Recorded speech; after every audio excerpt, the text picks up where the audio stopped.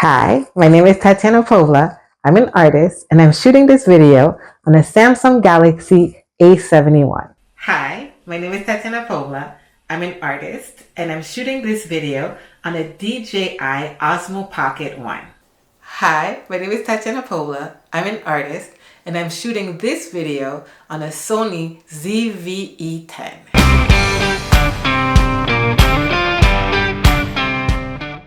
Okay, so I'm super excited about today's topic because as a new YouTuber, I'm new-ish YouTuber. I always talk about equipment with my husband. So the quick backstory is that my husband and I actually have a YouTube channel called The Makers HQ in which we teach sublimation, right? We actually moved back to Canada from Argentina, and so now we're restarting the channel. And as many of us YouTubers know, or starting YouTubers know, sometimes you start it and it has ebb and flows, and sometimes you go back, sometimes you go forward. Anyway, that's not the point. The whole point is that I am not an expert. I am not the type of person who's going to watch 20,000 videos about equipment. I don't like it. But that being said, I have made videos. I have made a lot of videos as well for other social networks. And like I said, we do have another channel in which I shoot basically making sublimation and showing how to do everything that's related to printing. So it's a little bit different than me wanting to talk to you about, how to get started with YouTube as an artist or the tips as an artist. But it is basically the same equipment, right? So what I actually started with was a basic telephone. All right, so at the time that we started our YouTube channel, I have, and I still have, a Samsung A71, and he has because he still has a Samsung A21 or something like that. So this, when I bought it, was one of the better Samsungs on that line, and I bought it specifically because I knew that I wanted to take pictures, I wanted to take videos, like do a little bit of vlogging about my trip in Argentina, about my life in Argentina rather. But what I discovered very quickly is that it's great for outdoor videos, like most phones are, but it's not so great for indoor videos. So when we started, we were like, okay, we have two phones. We have one phone that's going to be pointing at the equipment, and then we have another phone that's going to be actually filming. And what we discovered was that this phone is not the best thing for what we wanted to do. So at the beginning, our videos, which were filmed in UHD because this phone does not have 4K, were, I'm not gonna say they were grainy, but they were kind of like what's the word? Like blurry, I will call it, because the apartment in which we were living did not have a lot of light, and we couldn't figure out the lighting. The apartment was super high. Well, not super high, but the ceilings were pretty high, and the walls were like a yellowish, so it's never like it never felt like there was a lot of lighting. And on top of that, there was like wall and floor, wood floor, and everything seemed to be bouncing. And we were filming in the evening, and so to me, it was a disaster. So we started off with just the phones, and we quickly realized that it was not good enough to only have the phones. So then and the other problem that we had at the time was that I think we only had one mic. And so it was like you could hear me or you couldn't hear him. If I turned around, it was a disaster. And a few people mentioned it to us like, well, I can't hear you. And I was kind of like, we're learning, so we're going to get better as we go. And we did. So the next thing we did, I will admit that I was not the happiest when he decided to make this purchase, because in Argentina, everything is like $1 trillion more because of import fees, right? But we got the DJI Pocket Osmo, or Osmo Pocket 1. This is the Osmo Pocket 1. It is way smaller, I think, now than the new Osmo Pocket. I think now we're at like the fourth, they're at the fourth one. And this machine at the time was a lifesaver. It's not my favorite, I won't lie, because it has a lot of issues that I found. Now, I'm not sure if it was because we bought it secondhand and because maybe I don't even know where they originally got. I don't know the provenance of this was. So I don't know what happened. I don't know. All I know is that to me it was very difficult to use because first the card that it came with was corrupted. And then when we tried to, like, we bought a new card, but we couldn't transfer the things easily, the images easily. Then we realized that we had to get the program. The program was like through, instead of, we couldn't get the app, maybe because we were in Argentina. I don't know. But all I know is that it was complicado. Next thing you know, we're like getting the app, but through a PDF. We have the app. Every time we record, every time it recorded, it made like, instead of one continuous video, and to this day, this is what this one does for me. I don't know. It created like 6 tiny videos.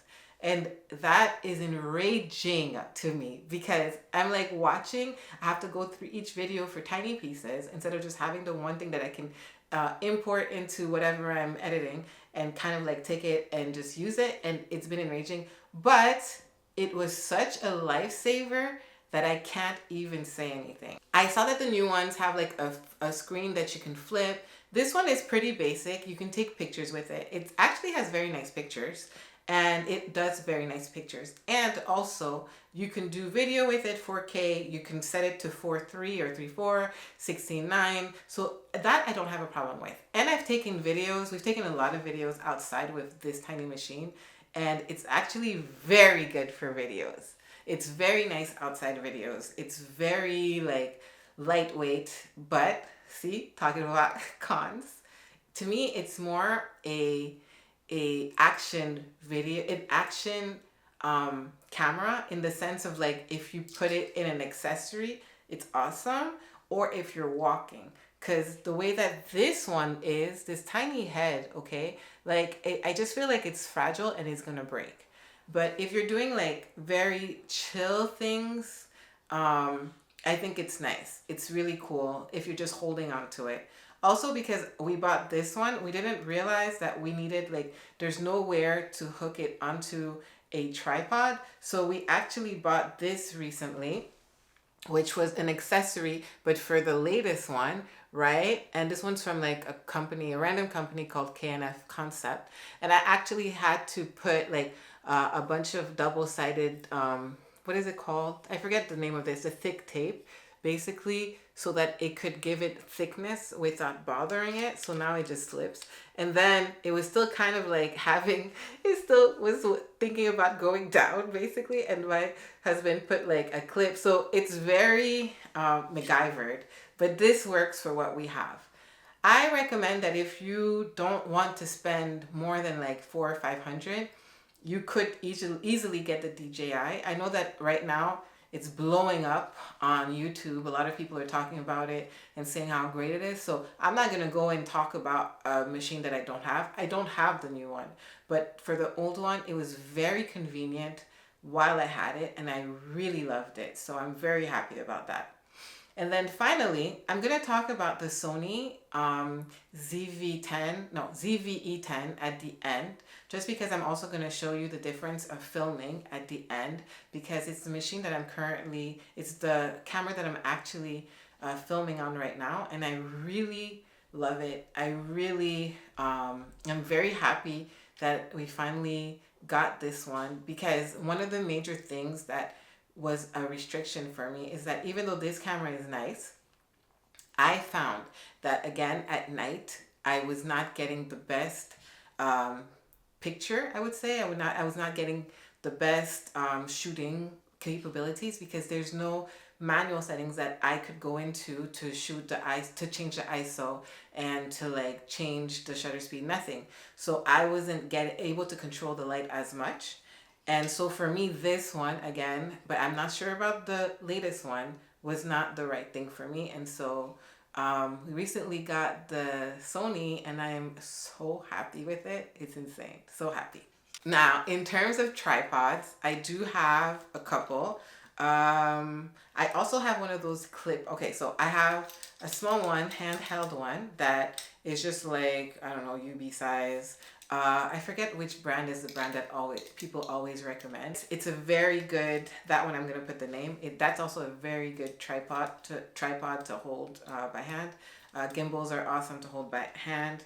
This to me is perfect for what I do, because when I shoot any type of video, if I can just have something that's flexible to put it next to what I'm doing, you know, if I just needed to go like a little bit like this, I really like it. And I just recently started shooting handheld, I guess it's called. And because he recommended it to me, that like, you know, because I like to be more personal. So for me, having the camera very far is not the most personal thing. But like if I'm shooting and the camera's in front of me, I feel like I'm just talking like, I don't know, on video to my friend, right? So when that's the case, it feels better for me. I would say if you're an artist, maybe to have an overhead tripod, the ones that show what you're doing. And also I have one of the ones that you just clip on and that are like this type of thing, you know. I'm gonna put it, I forget the name of it, but you just clip it on your table, and I'm able to move it back and forth. And I use it a lot for sublimation, because I'm able to show the camera this way. Actually, I'm gonna get it. Okay, so I came back with it. This is the thing I was talking to you guys about. It looks like this, and it's basically, you can hook in your phone and then you can just clip this onto your table. Okay, so then I just have a tripod, which is a regular tripod. And I actually have two. I have one that's a little bit thicker, with a base that's a little bit thicker than this, that I use, that I'm using right now to shoot. And it's to me, I like it more because it feels more solid for the camera. And I have this one that I use for my telephone, and this is actually also where I put the DJI sometimes when I want another angle. So I will just hook it up over here, kind of thing, like this. And then so I have one tripod with the camera and then one tripod with this. But you don't have to have multiple tripods. You can just take your shot, and then you have your shot, and then you just go on to the next shot, and then that's it. But me, I just happen to have had a tripod, and then my husband also had a tripod, and my mom also had a tripod that we bought her. So I use like whatever is at my portée, and tripods are it right now. If you have to get something, absolutely, I would say get a camera, get a tripod, and get a mic. So I don't have the brand. I'm not sure that this brand exists in Canada or the US, because I actually bought these mics in Argentina, but they're basically in alembric mics. So they're basically the ones that you plug into your wireless, I guess. You just plug it into your phone, and then the other one is here. Now, again, I said I'm not an expert, so don't come at me. I'm gonna write the names. This is it. You just here, and then you plug it into your phone. For the Sony that I'm using, I actually have a Rode mic, and it's like the cheapest one. It's the Rode something. It's like the cheapest one that you can get, and I knew the name until this instant where it escaped me. But I made a tiny mistake, because I like to show, and then I don't necessarily like to be on camera when I speak, right? Like I don't like to do a lot of talking head videos if I don't have to. Some people love it. Me, I'm not a big fan, but I do it because that's what YouTubers do, right? They sacrifice themselves for the YouTube world. So I basically realized that when I turn my camera, so let's say I'm shooting in one direction, and I'm going to show you something, and then I turn the camera towards me. So now the mic with the little dead cat thing is facing me. And so my voice is going into the camera and there's no problems, right? So I'm like looking, yes, I'm making sure everything looks good. So that's not a problem. What I realize is that because I don't have a dual mic, where you have it coming in the front and your voice and the mic is also in the back. When I was shooting recently, I realized that when the mic was towards the back, like, and I was showing, I couldn't hear it once I went to edit. Like it's not like I couldn't hear it at all, but it was very low. So if you are one of those people who goes back and forth, like showing and talking in front of the camera, I would actually recommend a dual mic, because I made that mistake of not having a dual mic and I instantly regretted it. But by then I'm like, oh, I opened the box, I used it. So I've just been turning the mic as I need it. But it's probably going to be my next purchase, because we use mics a lot. So it's not like it's going to go to waste. But like, I just don't like it. I don't like having to turn the thing. I don't like, and it's not a huge thing. Like, probably it's just me, but I don't feel like going and editing for hours. Right now, I don't have an editor. My husband helps to do the editing. Like, I'll start it and then he'll finish it. Or like, I'll just do the whole video. So like, I don't have an editor. So I don't want somebody to be like, oh, well, it's me doing it and it's annoying. So that's not going to stay. This dual mic is coming ASAP. ASAP. Actually, I'm going to get a dual mic once I get 1,000 subscribers. Once I get 1,000 subs, that's going to be my gift to myself. I'm going to get a dual mic. So I put it out there right now. This is the other mic that I have. It's just, I think they're called lav mics. Again, please, I can't even be bothered to like, please just know the names. No, I'm showing you. This is this mic, like this, exactly like this, that you clip on, and then you just put it into your phone usually, and like this, right? So there's a couple that actually, it's just that they have a long cord and they're annoying. But this is the first mic that we use. And then we found after that one that had two, and it was game changing for us because we were like, two mics so we could hear it. I thought this was a good time to talk about the Sony ZV-E10. All right, this name is crazy to me. I don't even know why it's like this, but it's okay. That's not the point.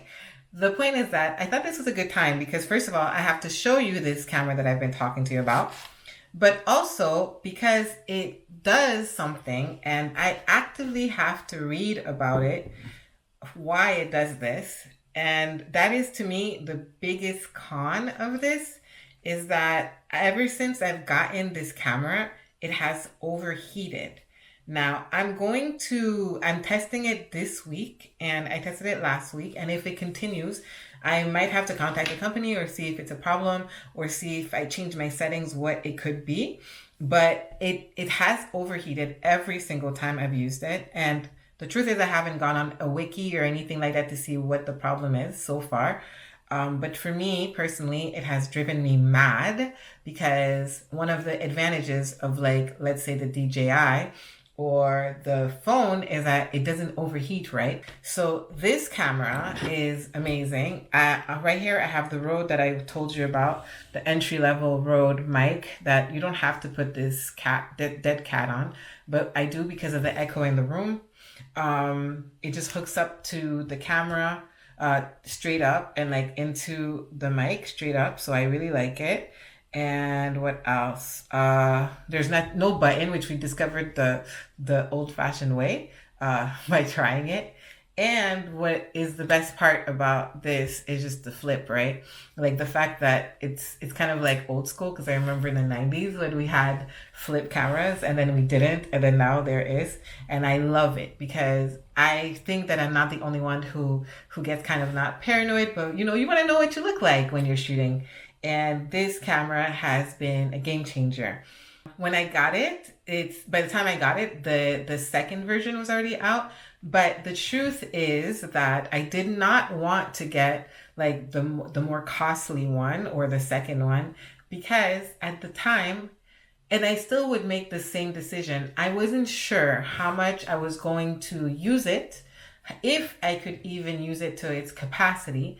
And the truth is, like, if I was even ready to dedicate myself to having like such a high price camera, and it's not even, it's entry level, but something other, like another expense, when I just didn't know. I didn't know if like I could make videos, and I felt like by buying the camera, I had to make videos. And actually, when I received the camera, that's exactly what I said. I said, now that I have this camera, to me, it's going to resolve the issue that I've had of like the light and the clarity and everything else. And so I am going to shoot the hell out of this camera and use this camera.